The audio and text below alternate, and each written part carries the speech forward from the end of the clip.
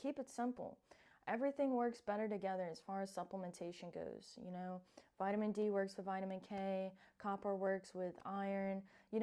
Everybody works better together. It's like I talk about this often, like a soccer team. Like I played soccer when I was in high school, but imagine yourself playing against a full team. Like you're gonna lose, and that's essentially what taking a single supplement is like, versus eating a full amino acid and fatty acid profile. I have a little bitty list up there from the 911 nutrition, but it could be very simple if you keep it simple, So like, let's say you started every day and you started with a few eggs in the morning, or some bacon or some ground beef. That's usually what I do. I do some eggs and some ground beef. And depending on where I'm at with my cycle, like I might eat a few more carbs, but I don't try and complicate things anymore, because you could get down into the nitty gritty and get lost in the sauce. Because at the end of the day, when you get down to the hormones and the biochemistry, like everything does start to contradict itself. It's hard to talk about, as humans, like we like to know a certain thing. Like I want to know, you know. You want to have a full plan, a full step forward, and that's great to have a plan. It's great to have a sense of direction about where you're going, but you got to have the ability to be flexible with the things that you don't know. And so it's like, it's always counterintuitive. The hormones are counterintuitive. Why does exercising actually reduce my stress? Because exercising is stress. So I practice stress to reduce stress.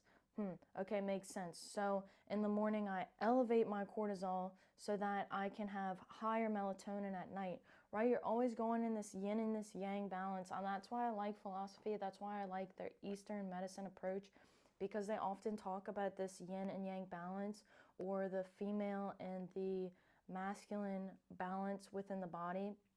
And our hormones are just like that. I like thinking about things in the philosophical view, because when you do take a step back and don't worry so much, like it's good to know the details, but it's also good to have a broader view of what's going on. So like taking the feminine, the masculine balance. If you are someone who is not keeping your word with your promises, let's say you want to start working out and you say, okay, tomorrow I'm going to work out, and you break that promise with yourself, that is having effect on the way that the masculine inside of you is confident. Like you're kind of breaking down the confidence that you have within yourself, right? You're breaking down the trust, but if I make a promise with myself to say, maybe more abstractly, I'm going to continue improving my health every single day. So tomorrow I'm going to try and move as much as I can, right? Now I didn't make like a very specific plan. So whether I walk for 10 minutes or whether I go to the gym and I lift, I'm still made that promise to myself, and I'm going to keep that promise to myself. I'm going to keep and build that trust within myself, so that I can keep going for the next day, not so that I'm beating myself up about how I didn't keep my promise. I think that's a big thing for myself. Just in general, how I'm going to keep increasing my health every single day. I'm going to get stronger and lighter every single day. Now I've left that ability, I've left that open for myself, whether that be like I'm eating a healthy meal, whether that be I'm engaging with my family and interactions that are going to, spark laughter in me or spark some thought. Like, you just kind of leave it open, because at the end of the day, like, life is full of surprises. It's full of surprises all the time. And like I said, it's great to have a plan, but you don't want to be. I was stuck in this cycle where I was lying to myself for a long time. Like I was hard on myself and angry with myself for not completing tasks that I said that I would do. And it just kind of got me in this little hole. And when you start to think of the masculine and the feminine balance within yourself, you know, those are like real entities, right? The masculine within you is the action-oriented side, and the feminine is the receptive side, the intuitive side.